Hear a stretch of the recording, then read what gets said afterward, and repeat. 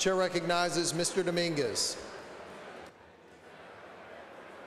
Thank you, Mr. Speaker. Members, senators, please welcome behind me Commissioners John Wood,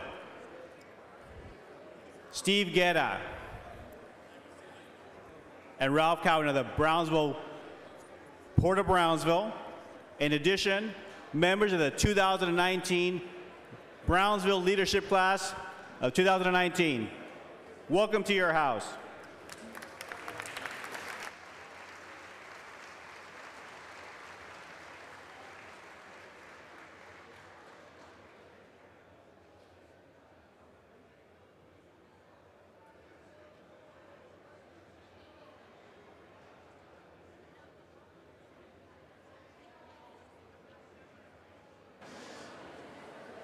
Members, if we could please take our seats, we can begin the process.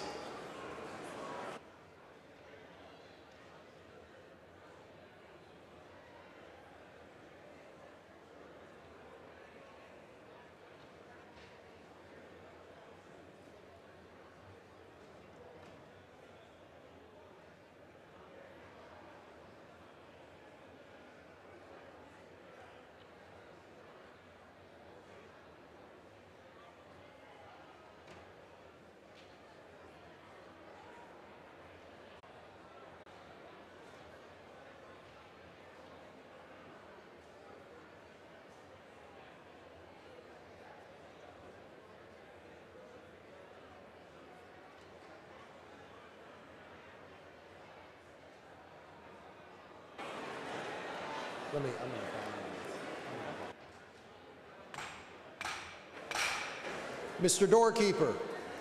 Mr. Speaker, the Honorable Greg Abbott, Governor of Texas, and the First Lady of Texas, Cecilia Abbott, and their party are at the door of the House. Admit the Governor and the First Lady and their party.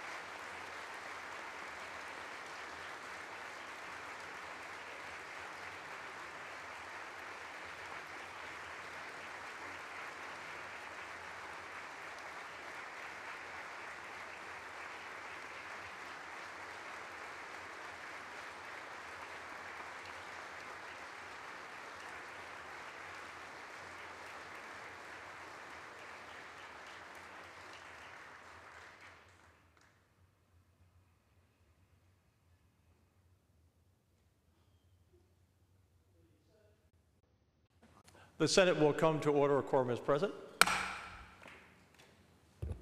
The House will please come to order. The quorum is present. The House and Senate are meeting in joint session today pursuant to HCR 38, providing for an address by Greg Abbott, Governor of Texas. We are pleased today to have on the dais with us the First Lady of Texas, Cecilia Abbott.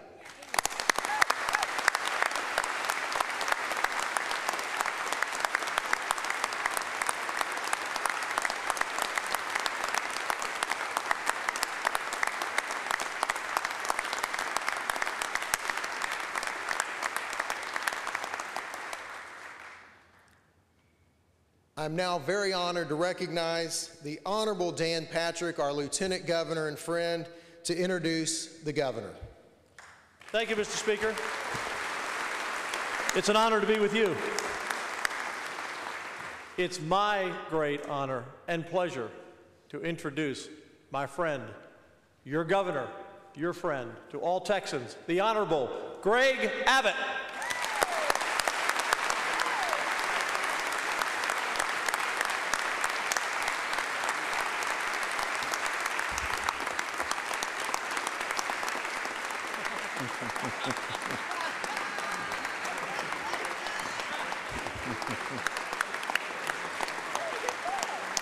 Thank you all. Thank you all of you all so very much. And I want to say thank you, Governor Patrick, for your friendship and for your leadership. And it's an honor. It's a loud microphone. It's an honor to work with you as well as with Speaker Bonnet as we embark upon this new session. I will say it's a session, by the way, that is going to etch landmark achievements into this already historic chamber. And I want to begin by thanking the deans of the two chambers for the leadership they provide. The longest serving member of the Texas House of Representatives, Tom Craddock.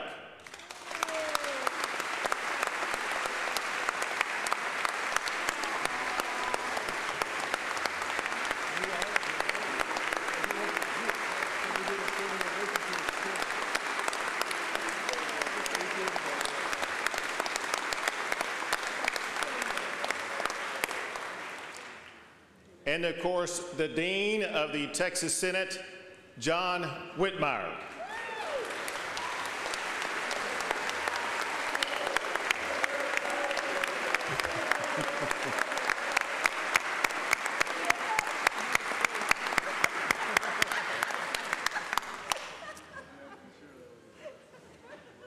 And thanks also to all of the members of the Texas House of Representatives in whose chamber we gather today.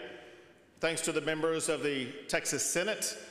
Thanks to the members of the judiciary, to our statewide officials, and especially thanks to our fellow Texans who gather with us here today, as well as all the Texans across the state for whom we go to work every single day. And it is especially a pleasure for me to have by my side my wife, Cecilia, the fabulous First Lady of the greatest state in America.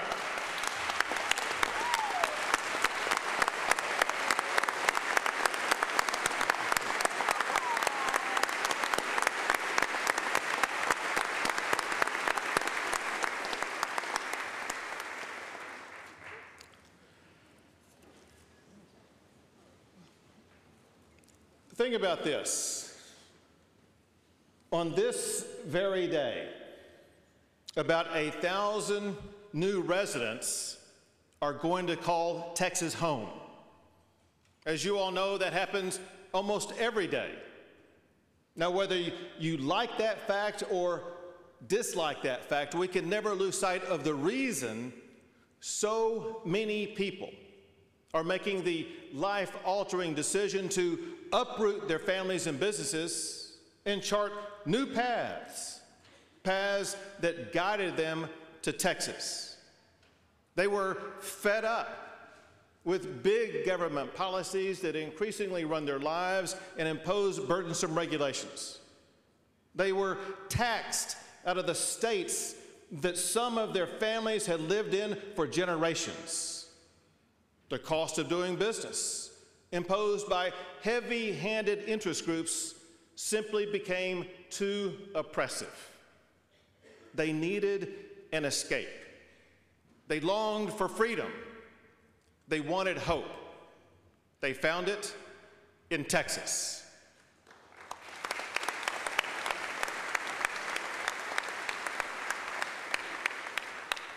Now listen, I know that we may not be perfect, but to all the newcomers I talk to, they think that Texas is a governmental holy grail. The newcomers, they have joined together with longtime Texans, and together we have forged what has become the most powerful state in the United States of America.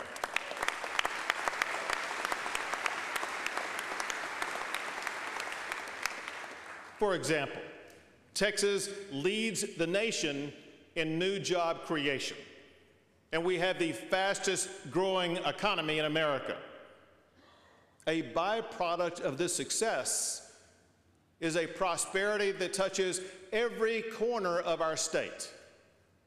For example, Texas recorded its lowest unemployment ever this past year. and wages are rising.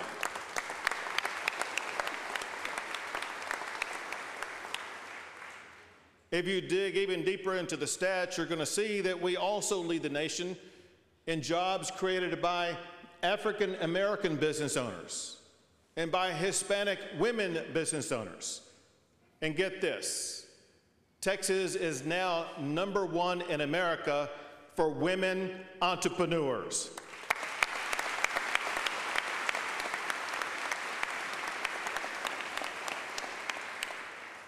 Women like Tamala Austin. Tamala is a Houston entrepreneur who founded a company called Jive Juice. She founded it out of her home about 7 years ago. She worked tirelessly to grow her business across the entire Houston region, all while working a second job full-time and raising a teenage daughter. Inspiration, hard work, and drive, they pay off in Texas. They paid off for Tamala because Jive Juice recently became the first African American owned juice company to be carried by Whole Foods.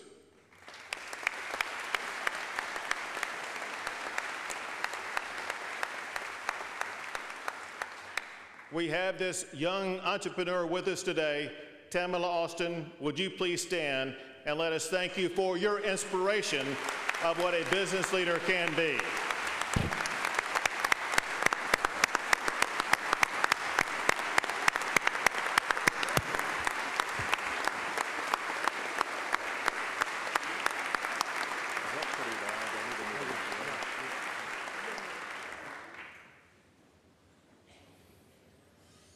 Hopefully you'll have some samples in the back when we get through here, Tamala.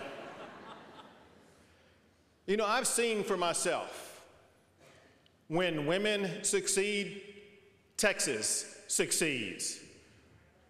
And listen, we all know about another #1 ranking that Texas holds. Texas is #1 in the nation for oil and gas production.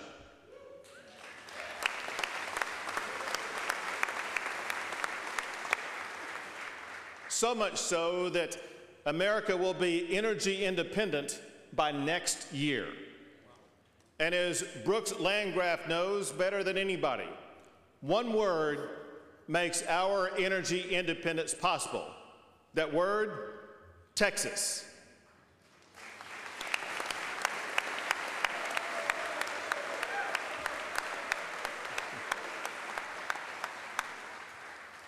At Todd Hunter, with our new LNG export facilities, Texas is helping emerging economies across the entire globe wean themselves off of coal and instead use clean burning natural gas produced right here in the Lone Star State.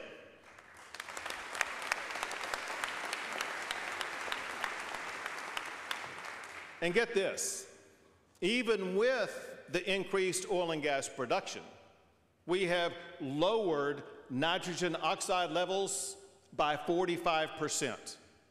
This reduction in pollutants is equal to removing more than 85 million passenger cars off the roads of Texas.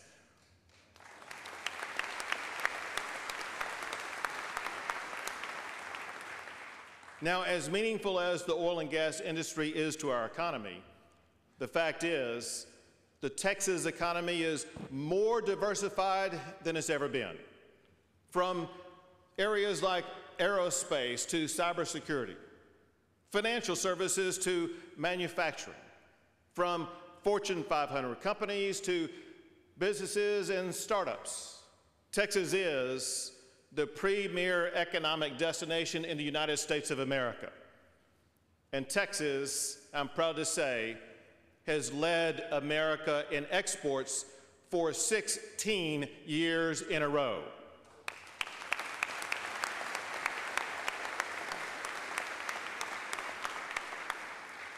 And Gary Farmer, you'll be interested in this, Texas has led the nation in the export of technology for 5 years in a row.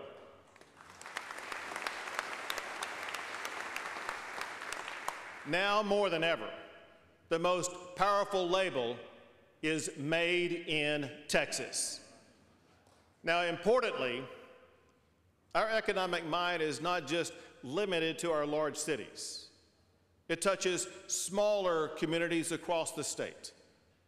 Job-creating projects have broken ground in places ranging from the tip of the state and the northern part of the Panhandle in Amarillo all the way down to Brownsville, in places like Lufkin and Mount Pleasant, in Temple and Paris, Texas, where I joined with Brian Hughes late last year on a groundbreaking project. These business expansions are a result of the Texas Enterprise Fund that promotes economic diversification across the entire state. Our collective work has led to record-breaking acclaim, and I gotta tell you, it's also led to some pretty impressive hardware. The Governor's Cup is given to the state that leads America for the most new and expanded business facilities. And for the past 4 years, Texas has been ranked #1 in the nation for that category.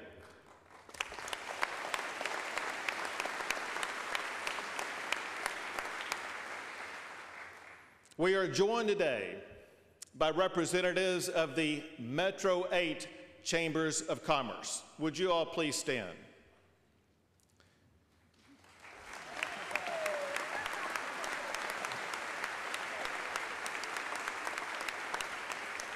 These chambers and their peers across the state, they work with us to keep Texas #1 for business. Keep holding those up. They are holding the 4 Governor's Cups that you, the members in this chamber, helped Texas earn over the past 4 years.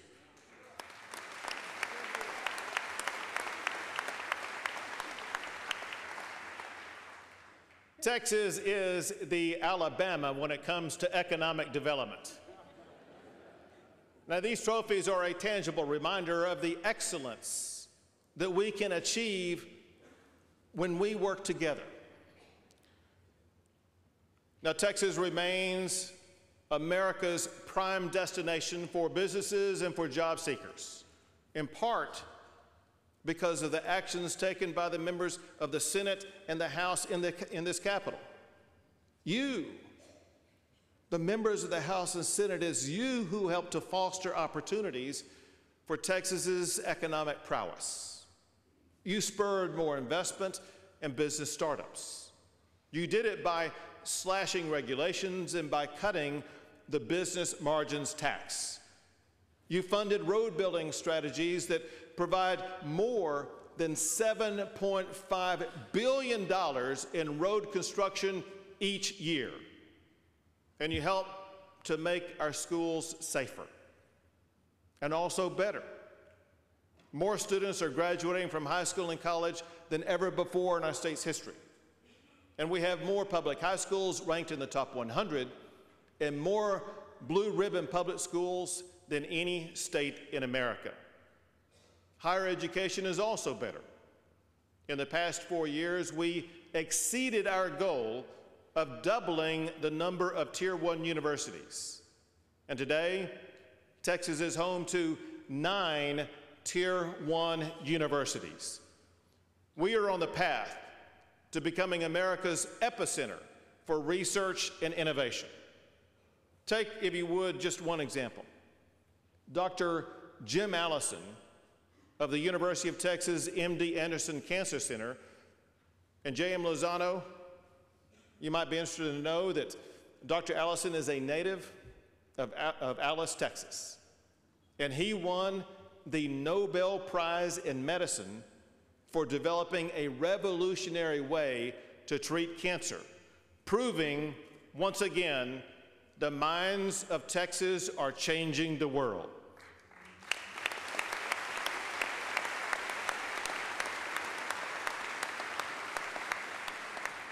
I'm proud to say that with us today is Dr. Jim Allison. Would you please stand and let us recognize you for winning the Nobel Prize.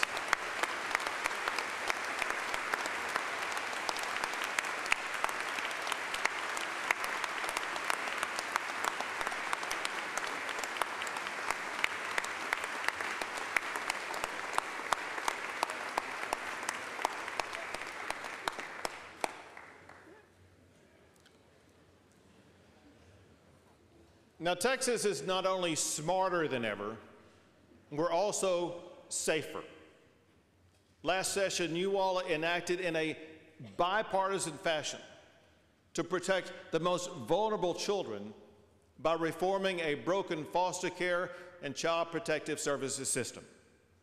And thanks to the leadership of Senator Royce West and Representative Phil King, you all helped ensure that our law enforcement officers would be safer by providing them with rifle-resistant vests.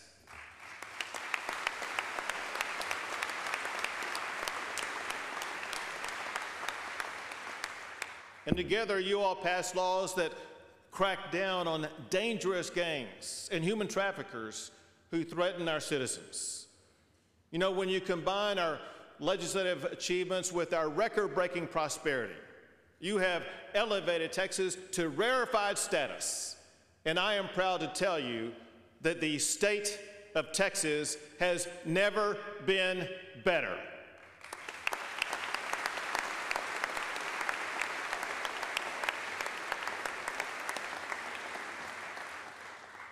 Listen, the fact is that we have accomplished so much. But you all know as well as I do that more must be done if we are going to fulfill the promise of Texas. This session, for just the next few months, we have this very narrow window of opportunity where we can tackle some challenges that have plagued our state for generations. Our mission begins with our students. Yes, we are graduating more students from high school than ever before, but we have more students graduating who simply are not ready for either college or a career. Here's the problem. Only about 40% of third graders are actually reading at the third grade level by the time they finish the third grade. And not surprisingly, less than 40% of students who took the ACT or the SAT were actually prepared to go on to college. To improve this, we must target education funding to help our students achieve in school.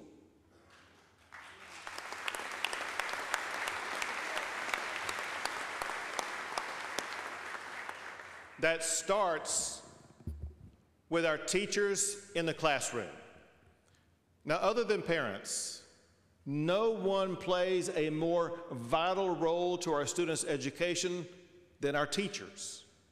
So, Texas must recruit and retain the best and brightest teachers to educate our students.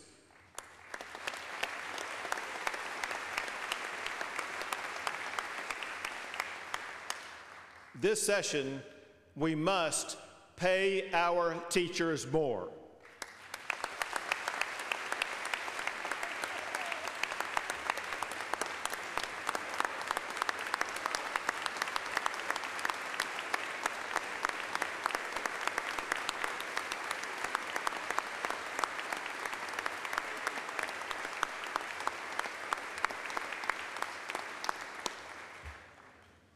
We must provide incentives to put effective teachers in the schools and classrooms where they are needed the most.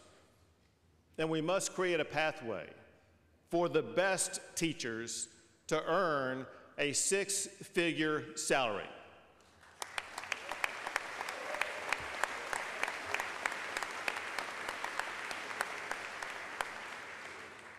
The teacher pay system used by the Dallas Independent School District shows this strategy works.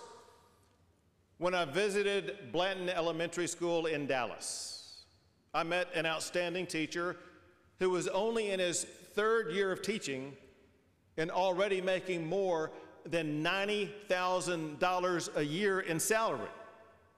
Teachers across the state should have that same opportunity. And with Senator Taylor and Representative Huberty leading the reform effort, I know we can get this done.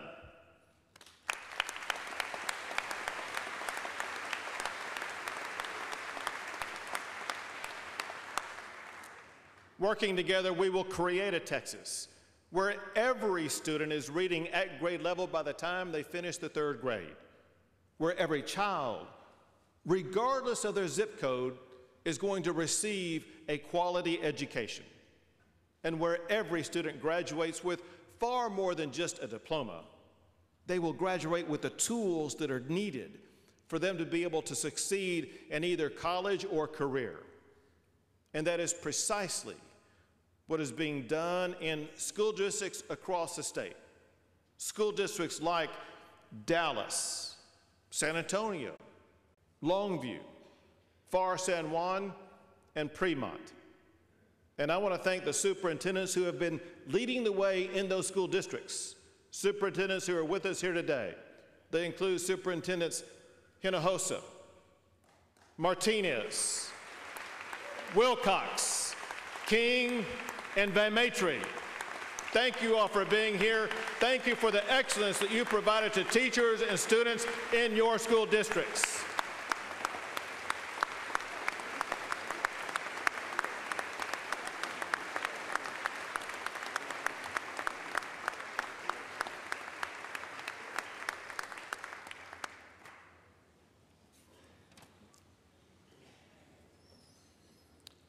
Now, rarely has Texas witnessed such a bipartisan and bicameral support for an issue this substantial this early in a legislative session. I credit the leadership of the Speaker and the Lieutenant Governor, but I also credit the members of the House and Senate for listening to your constituents. And I especially appreciate those who worked this past year on the School Finance Reform Commission. So a very special thank you to Senators Betancourt and West, and West is out here, Senators Betancourt and Taylor, and Senator West, as well as Representatives Bernal, Huberty, and King for your leadership and for your tireless work on that School Finance Commission.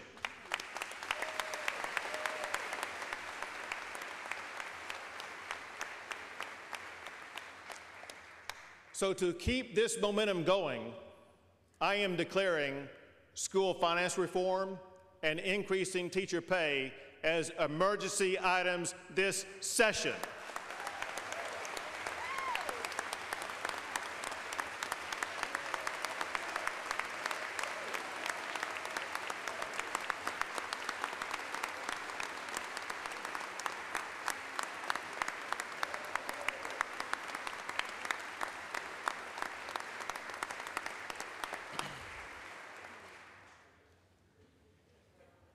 Now, as we improve our schools, it's simply not enough just to give our students a better education.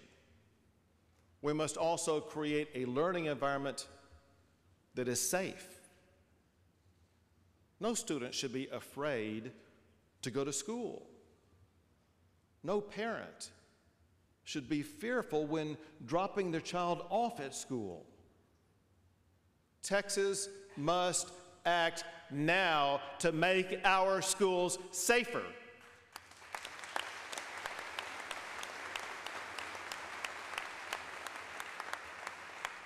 So I am declaring school safety an emergency item this session.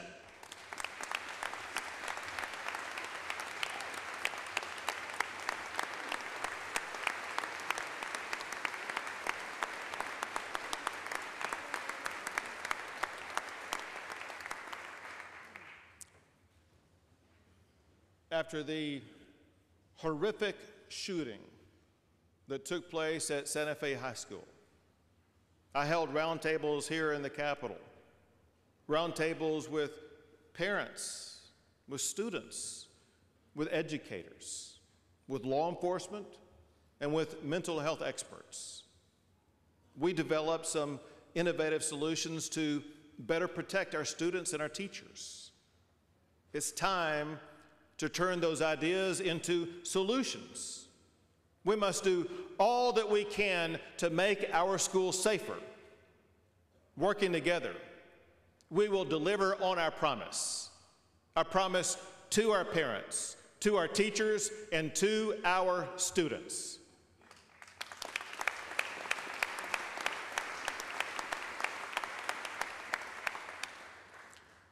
Now, when it comes to school safety, there is one issue, one solution that everybody agreed upon.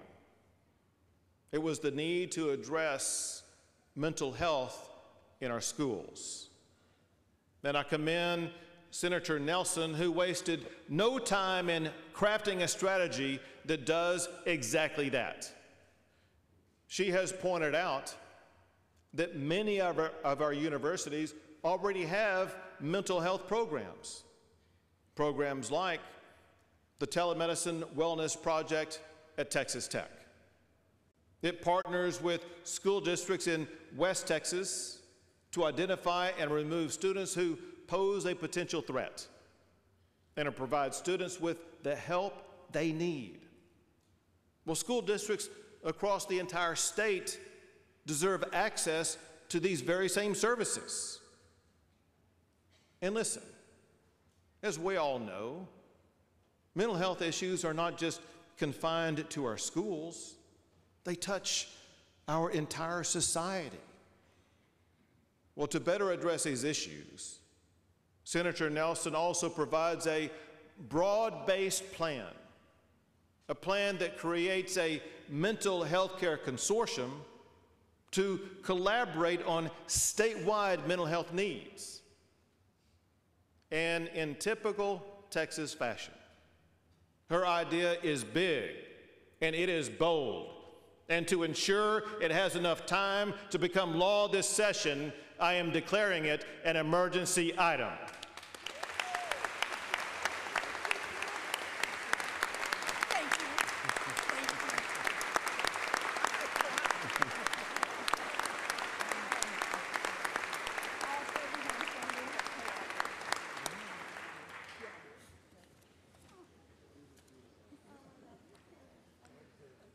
There's a banister behind that story. Speaking of emergencies, I think we can all agree another emergency is property tax reform in Texas.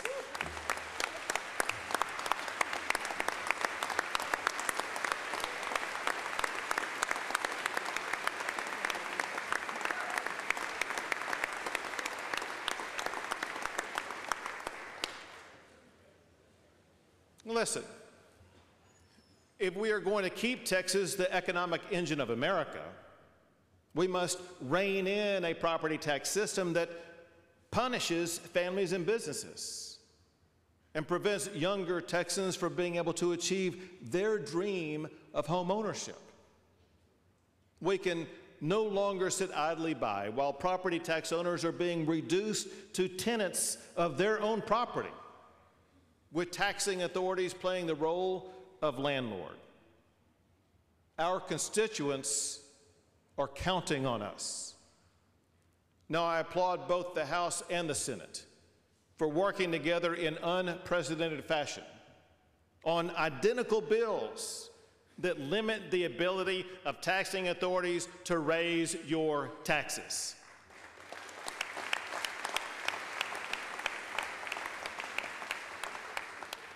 I want to call out Senator Betancourt as well as Representative Burrows for your tireless work early on in the session, working pretty much around the clock to crank out the identical HB2 and SB2 and getting them on file already.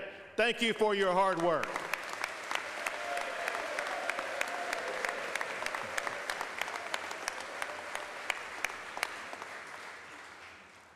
It is important to emphasize and for everybody to know that along with this property tax reform, Texas will also be making new investments in education and investments in reducing the burden of Robin Hood in our state.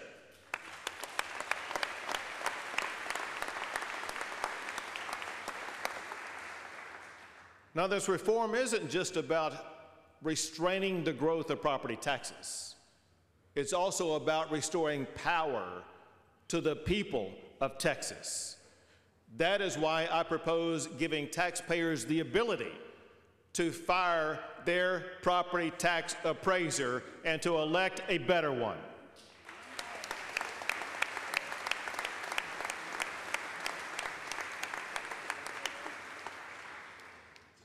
By taking these actions, we're going to do far more than just reform our property tax system. We will ensure that seniors who have worked their entire lives are going to be able to afford to retire in a home that they've already paid off. We will give hope to the next generation of Texans that they too can realize their dream of home ownership.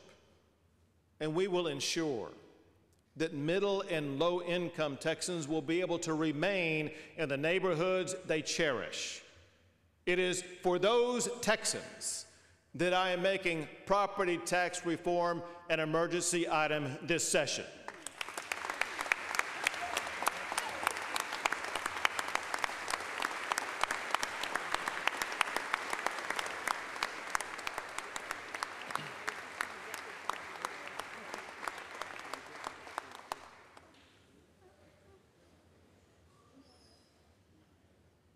Now, we can't talk about homes in this state without also talking about all the homes that have been devastated by Hurricane Harvey. When I look back upon this past year and a half, I remember the more than 75 trips that I took to regions hit by Hurricane Harvey, all the way from Rockport over to Orange County. And every trip I made, there were legislators there by my side. In fact, if there's any legislator with us here today who joined with me on those multitude of trips, why don't you stand up and let us thank you for the tireless work that you put in to work for your constituents. Thank you for what you guys did in helping to respond to Hurricane Harvey.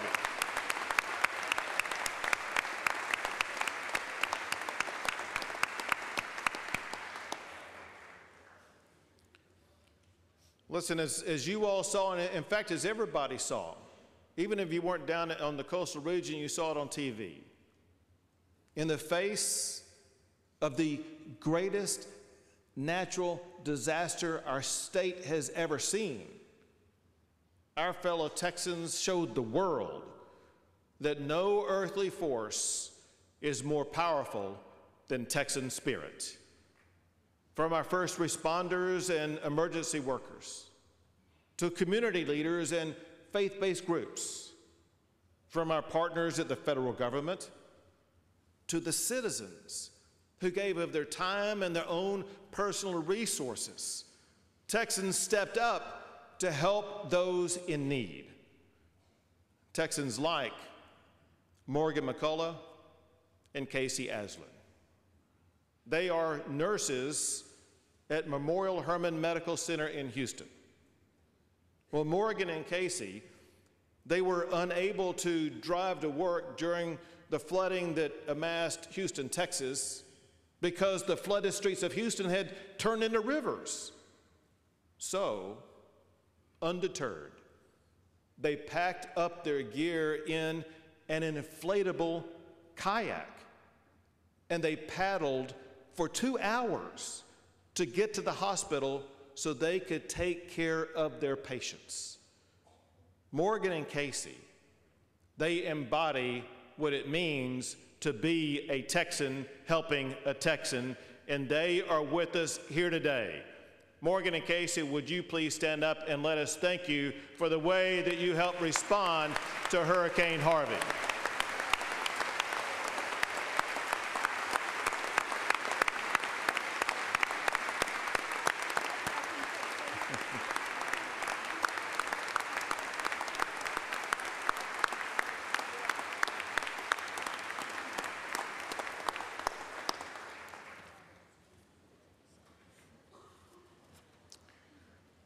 To help our communities and residents harmed by Hurricane Harvey, Texas has already committed more than $1 billion. Additionally, the federal government has already appropriated more than $30 billion in aid. But I think we all know more resources are needed if we are going to help Texans rebuild. So, I commend both the House and the Senate, which have already proposed using rainy day funds to help rebuild Texas, rebuild stronger and more resilient than before disaster struck. And I think that we also all agree that we must apply the lessons of Hurricane Harvey to improve the way the Texas responds to natural disasters. For example, I support ideas proposed by Senator Perry and by Representative Phelan. What they propose is to extend disaster solutions beyond just funding and to extend it beyond just the coastal region.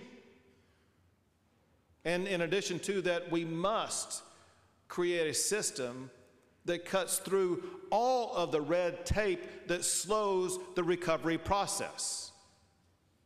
Well, to give legislators the time they need this session to make Texas more resilient to future disasters, I am making disaster response an emergency item.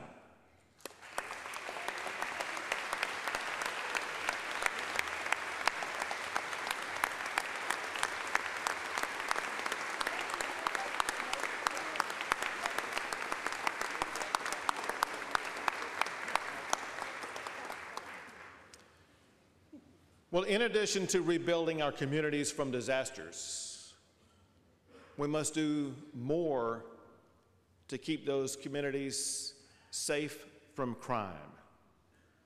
We must do more to crack down on the treacherous gangs that bring drugs, weapons, and violence into our communities. Fortunately, Texas has already developed a winning strategy with 6 Texas anti-gang centers. These anti-gang centers, they are hubs where law enforcement agencies work together. They work together to crack down on gang activity and put these dangerous criminals behind bars. And we know these centers work. For example, in Houston, more than 1,400 gang-related arrests were made in 2017 alone. Nearly 250 of those arrests involved violent or high-threat offenders. And last year, 57 members of a white supremacist gang in Dallas were charged for drug trafficking and conspiracy to kidnap. This was the result of a DPS-led investigation aided by the Texas Anti-Gang Center in Dallas. More communities need these tools. So I am calling for 2 new anti-gang centers, one in Waco, Senator Birdwell, and another in Tyler, Senator Hughes. We want to rid those regions of dangerous gangs.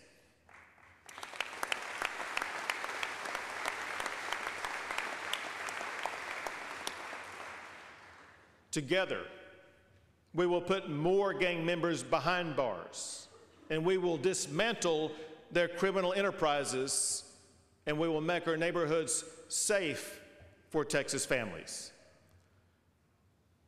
And I'll add this. Listen, I know that everybody in this chamber has long waited for the day when Texas would not have to provide any more funding to secure our border. And yet, the federal government still has not fulfilled its responsibility. As a result, I am once again asking that Texas step up and fully fund our border security program.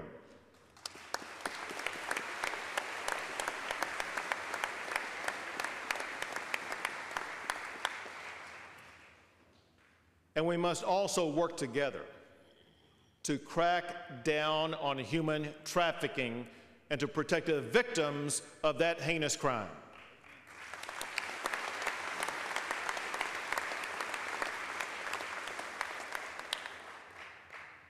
I asked the legislature to increase funding to create 6 regional human trafficking squads.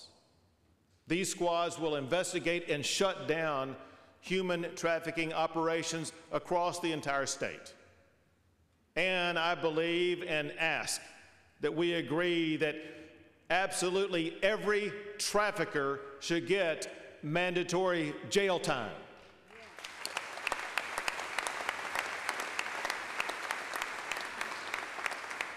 These predators should be locked up, not freely roaming our streets looking for their next victim. Then we must also do more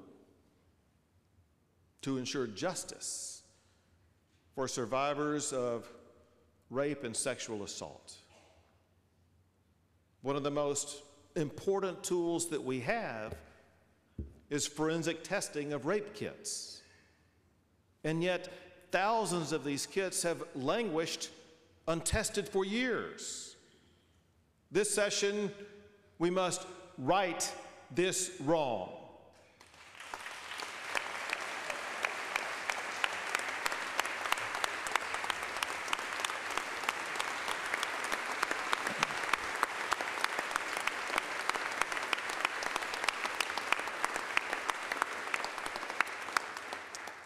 Together, we must provide more funding to eliminate the backlog and to deliver justice that has been denied far too long. So whether it's cracking down on human trafficking or eliminating the backlog of rape kits, I know we can get this done.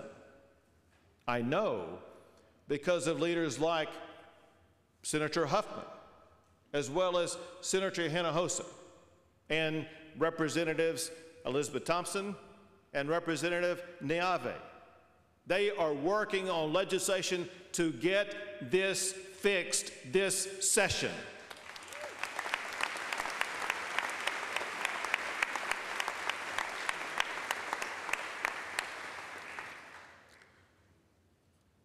Let me mention one more thing that we must do. We must not turn our backs on the service and sacrifice of the men and women who have worn the uniform of the mightiest military in the history of this entire world.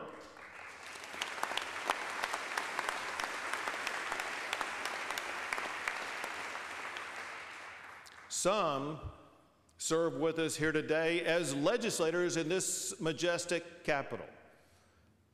In fact, if there's anyone here, whether you be legislators or anybody else in the crowd, if you have ever worn the uniform of the United States military, would you stand and let us thank you for your service to our country?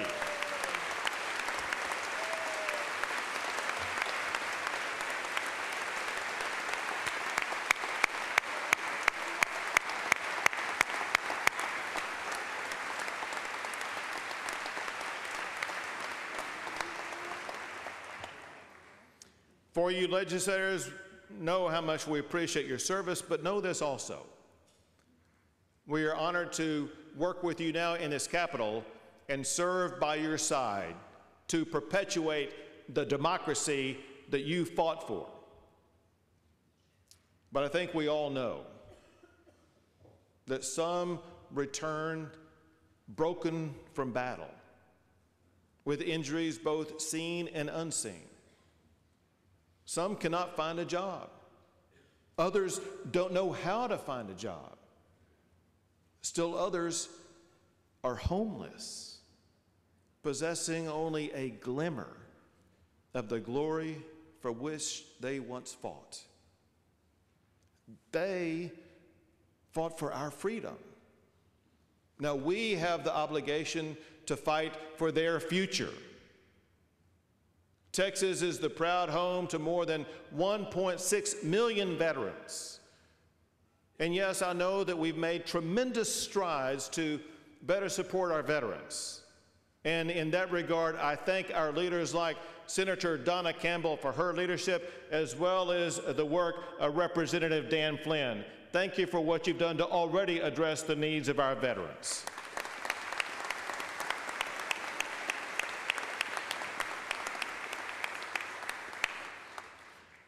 But this session, we have the opportunity to do even more. That includes fully funding the mental health program for veterans at HHSC.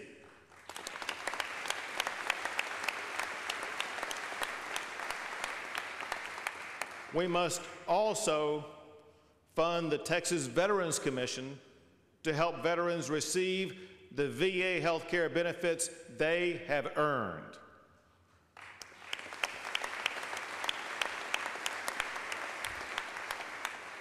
This session, we will ensure that veterans get the best services Texas can provide, so that the men and women who fought on the front lines will go to the front of the lines for accessing health care here in Texas.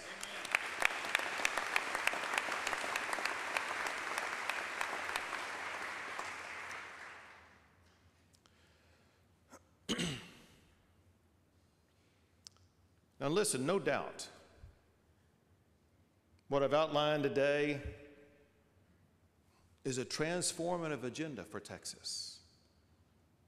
We have the opportunity to make Texas far better. And I want to assure you, people both inside the Capitol as well as outside the Capitol, they can see that we are on the threshold of doing something extraordinary. But we all know that whenever you try to do something extraordinary, it is never easy. Yes, there's going to be naysayers. There's going to be people who want to cling to the status quo. So of course it's going to be hard. But I believe that you were made for this moment. We were made for this moment. We serve at a unique time in Texas history, a time where we are going to be able to seize an opportunity to cement a legacy for Texas.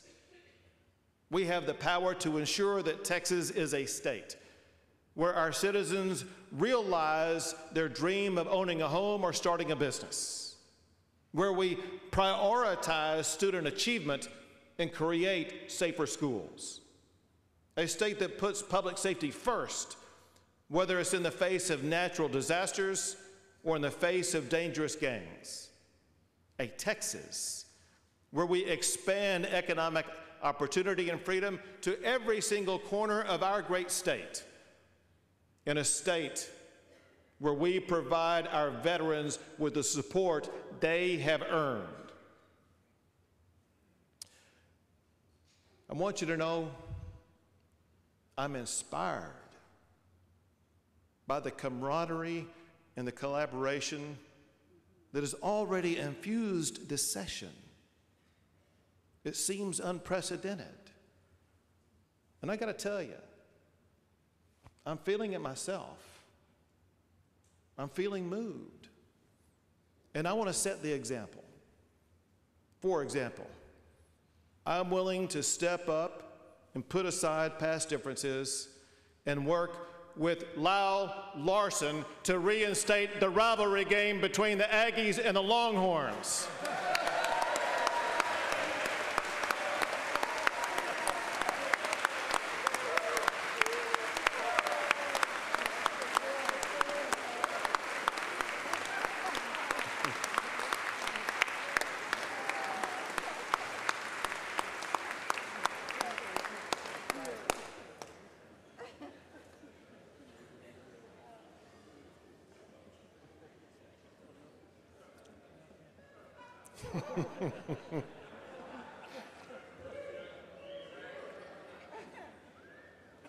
Listen, What we must accomplish is going to require all of us working together on bold ideas. But Texas was built on bold ideas. It was built by the men and women who came before us, men and women who worked together to make Texas the most exceptional state in America. Now, it is our time to chart a course that will make Texas even better, not for just the next 4 years, but for the next 40 years. We have an opportunity to turn bold ideas into reality. We have the opportunity to grasp the brass ring that belongs to Texas. And when we do that, we are going to keep Texas the greatest state in America. God bless you all, and God bless Texas as we have a very successful session this year.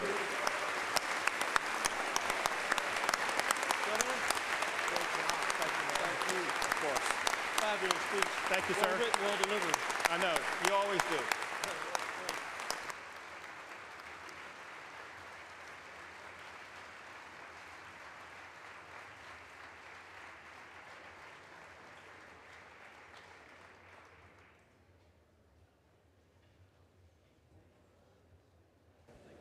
I would like to recognize our interpreters for the deaf, Alan Sessions and Sonia Smith, and thank you for your service here today.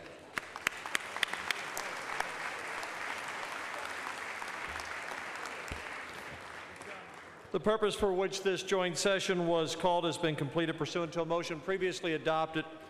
The Senate stands adjourned until 10 a.m. on Wednesday, February 6th. The purpose for which this joint session was called has been completed.